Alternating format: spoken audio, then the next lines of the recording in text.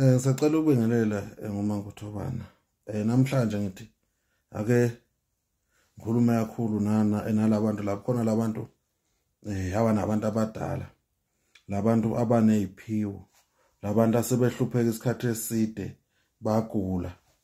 behlushwa yini izidalwa. Ngithi kulabo bantu labo abaqhubeke bethandaze, beqhubeke becele, beqhubeke bephahle, bame kancane ngeinkulumo zabantu ukuthetha umuntu isithunywe lokhu idlozi lokhu akwenzeki lokhu makunje lokhu akwenzeki makunje cha akukhohlwe nje lokho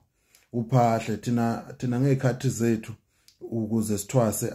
awekho amavideo esasiwalalela sasingangeni ko Facebook ko TikTok kuphi ngoba izinto ezayingekho into eyasebenzela sasithandaza siphahle sicela ukuthi ngelinye ilanga amathongo asikhombise niyeke ukuhambe nibuza nithi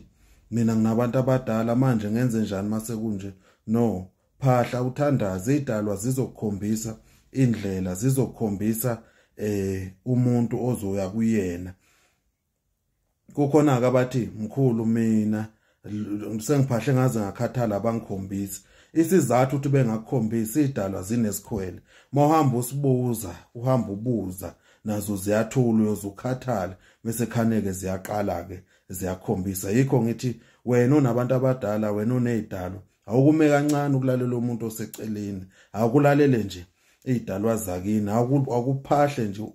uthandaze mawakwazi ukuphahla uguqe ngedolo uthandaze mawulala uthandaze mawuvuka uthandaze mina ufaste ucela ukuthi uNkulunkulu akulekelele nedalwa zakini zikulekelele uyibone indlela ngoba mawuzolokhu ulalela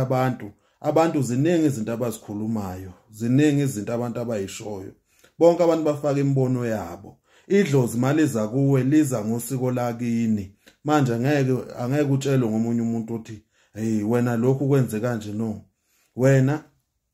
lokhu ngisho ngoba baningi abantu abakhalayo baningi abantu abahluphekile njengamanje ngenxa yani yale idalwa baningi abantu abasokole njenganxa yale idalwa yikho ngithi manje akuhlukane no YouTube uhlukane no TikTok ukulalela abantu abakhulumayo bethi uma unesithunywa ubona ngalokhu kwenza nje hamba ogeza ngomchamo hamba ophahla hamba olala emfuleni hamba olala etabeni kuyeke lokho njengamanje wena thandaza ucele izidalwa zakini ucele uNkulunkulu ucele idlozi lababo wakho nomama wakho likhanyisele lekuvulela indlela yilokho ke nginika khona okwanamhlanje ikhona okubalekile ukuthi anginike khona siyathokoza uMangothobani sangoma esibhula